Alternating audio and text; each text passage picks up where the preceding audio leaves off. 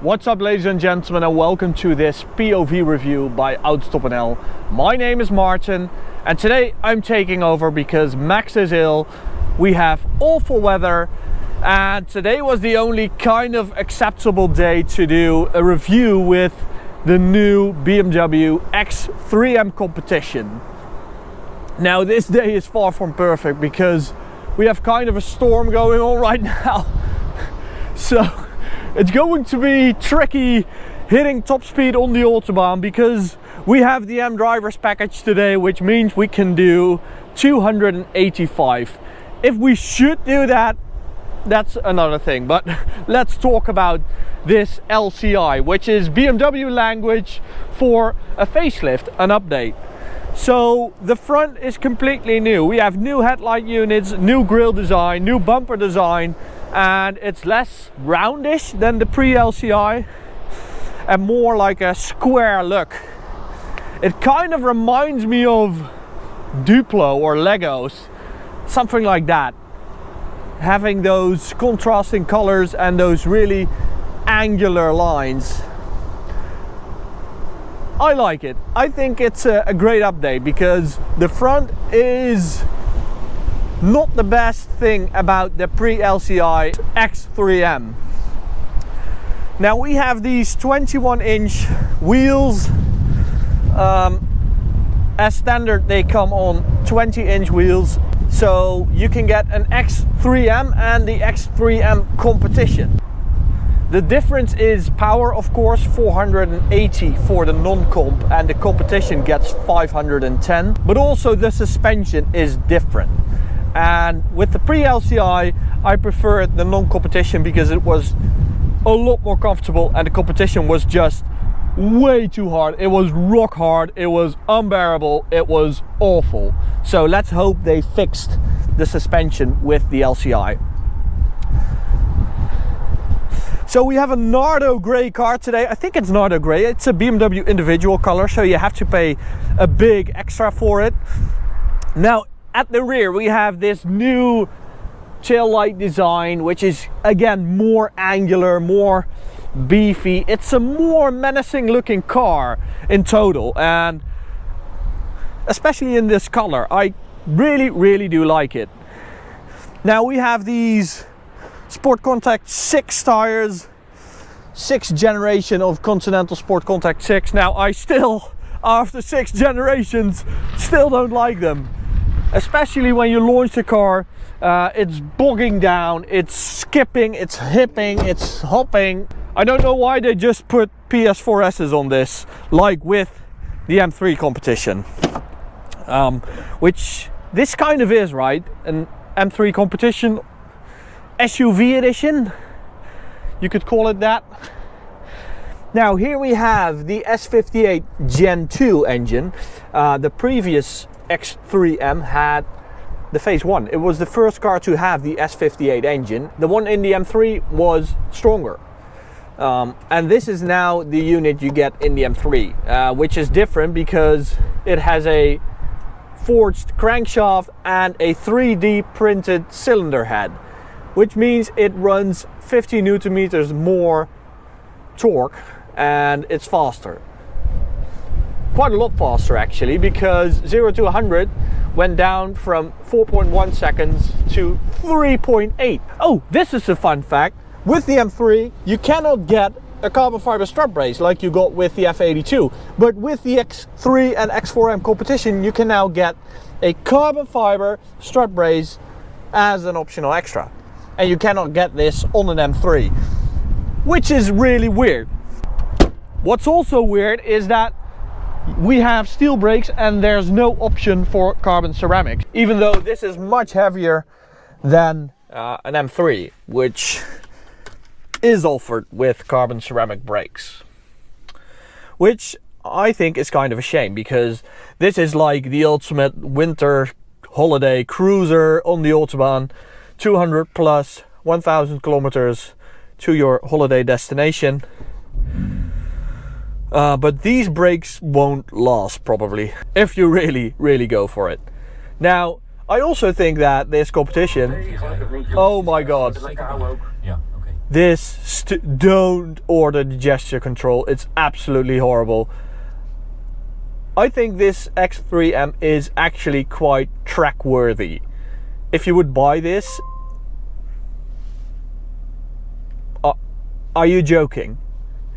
I'm going to keep my hands here. If you buy this, you will enjoy it on the track if you bring it there. And the only downside is that you don't have carbon ceramic brakes, so it won't last 5 laps. Probably, if you really push it. Okay, let's just get driving. I'm going to select M2.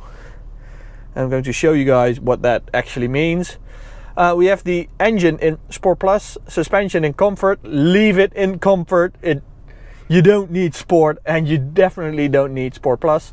Steering, Comfort, and the MX Drive system in 4-wheel drive Sport, which means it sends more power to the rear, making it more entertaining, and it just feels nicer that way. What we don't have is 2-wheel drive mode like you get with an M3. BMW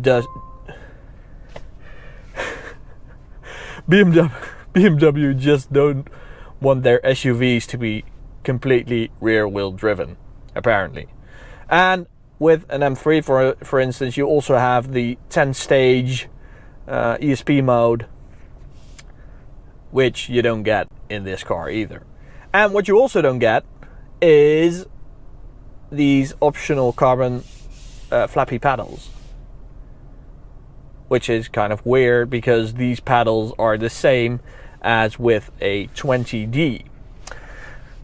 What you also don't get as an option is carbon seats, the super sporty bucket seats, which you might think, yeah, that's not an SUV-ish thing to do, having carbon fiber super sporty seats, but with the Stelvio Q you do get them as an option. With AMG offers the AMG Super Sport seats in the GLC 63S, and Jaguar also has super sporty bucket seats in the F-Pace SVR. So yeah, why not just offer them? Okay, that was it with the complaining. Now let's get driving.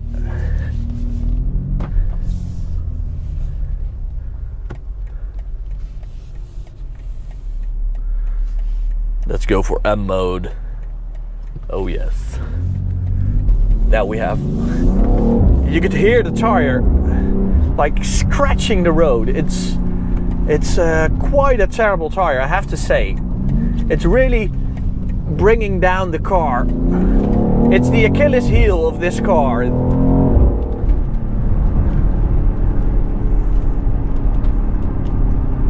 I'm not sure if you get the 20-inch rims, if you get a different tire, or if this car comes on many different tires like with the M3, which is basically offered with P0s or Michelin Pilot Sport 4S tires, and us M3 owners, GAT owners, call it the tire lottery. So I have lost the tire lottery when I got my car because I got the P0s and not the Michelins.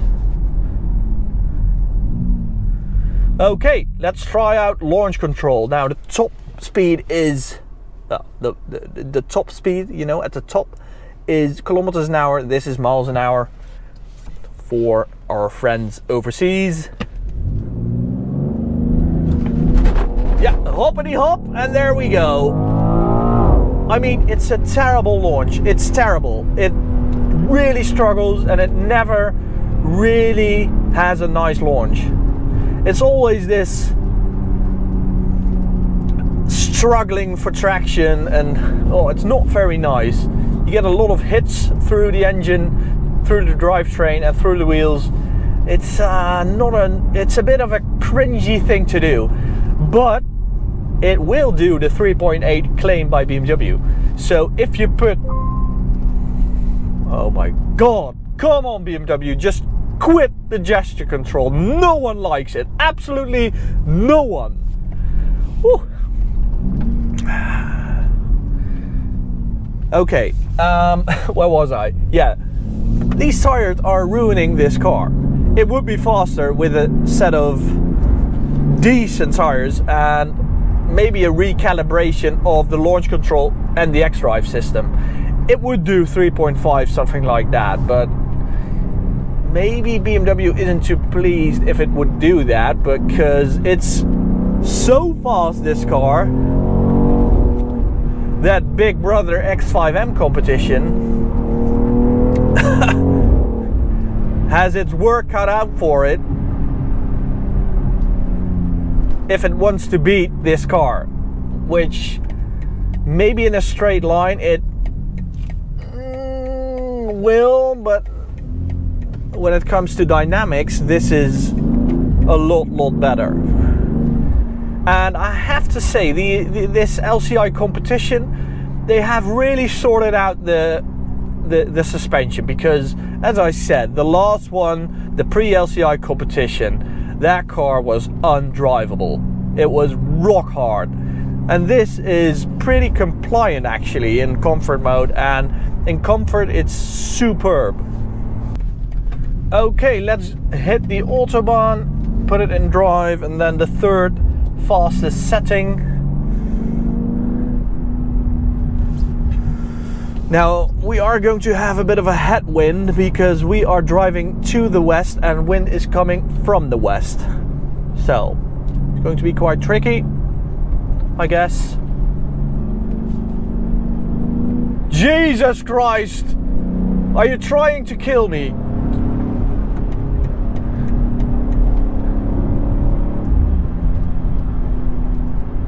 Okay, so I'm careful overtaking people because of that wind, because I might do a lane hop. Here we go. Now I have a very nice head-up display, which I always really like with these M's.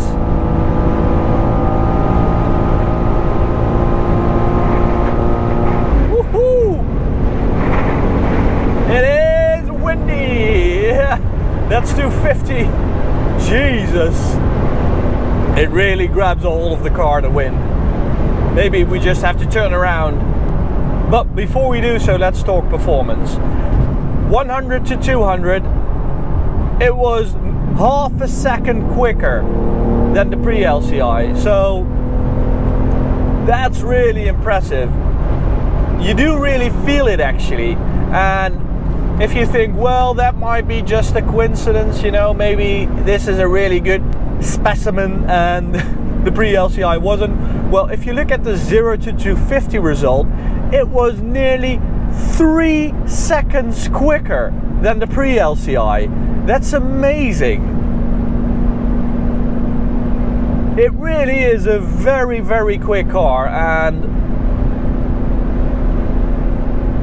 I'm really impressed with the performance of the car and the way it feels.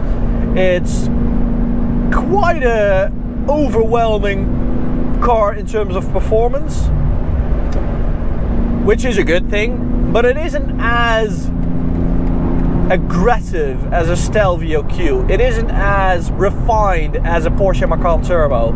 It isn't as hilarious as a Mercedes AMG GLC 63S.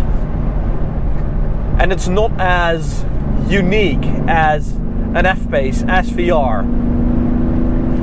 What it is though is the best overall. I really do think so, because this thing will do anything. It will do track driving, it will do Autobahn runs, it will take your kids to school, it will pull you through the woods with the dogs in the back.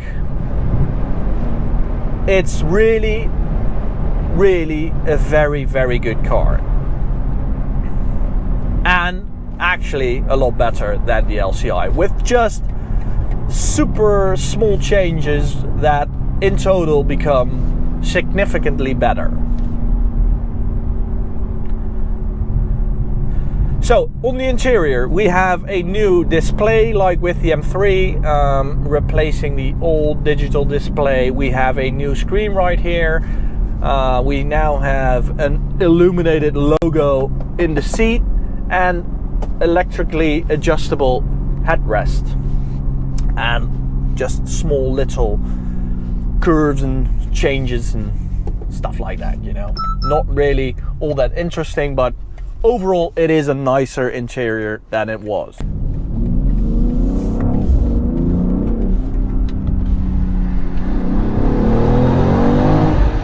Yeah, the sound. What it also got is the M3's new sound design, so the fake sound design. So you get these massive bangs, especially on the upshift, with a burble at the end of it. I think it's a bit too loud, and if you're in like normal mode, it's still there on the background, and it's a bit annoying, to be honest.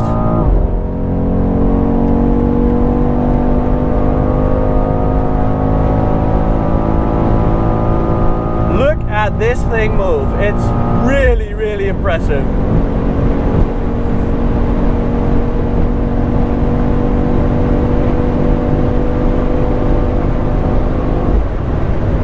Yeah, not going to overtake this truck,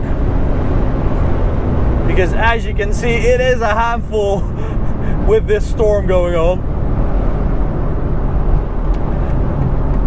So the performance really has increased. The straight line performance is insane. You can really feel the extra torque. Well, I'll show you the extra torque. Let's use 5th gear, 80 kilometers an hour. There we go. Flooring it. Yeah, it's picking up. Picking up.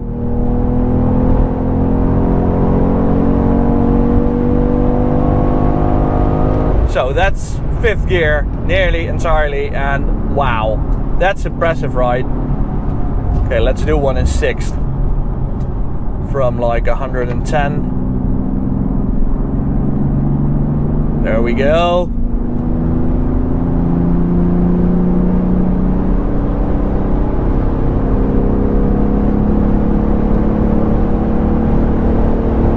It is a very, very strong engine, this.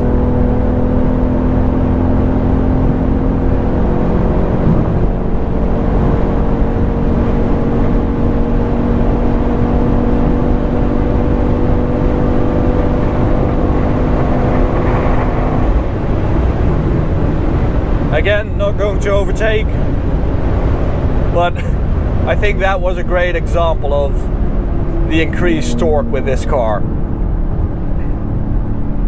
I complain a lot about the steel brakes on this car, but they are actually really, really good. They have a very nice feel to them, and well, I haven't had any fading going on today because of the weather. I haven't been pushing it at 100%. So what I still don't like, same as with the M3 competition, is the gearbox, because this is the ZF 8-speed and it's like it's a 7, you know. It's fine, it's adequate, it's acceptable, it's good, but it's not great or superb like Alpha's version of the ZF 8-speed. They did a much better job making it feel like a DCT, because the upshift, the downshift, it's fast, but you don't feel any of the mechanical stuff going on, and it's a bit underwhelming even though it's fast.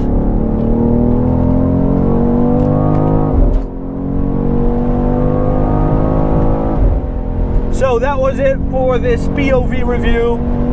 Hope you enjoyed it.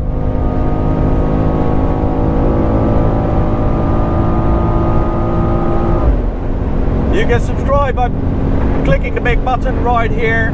You can check out this review of a crazy tuned X3M competition, or check out this POV reviews playlist.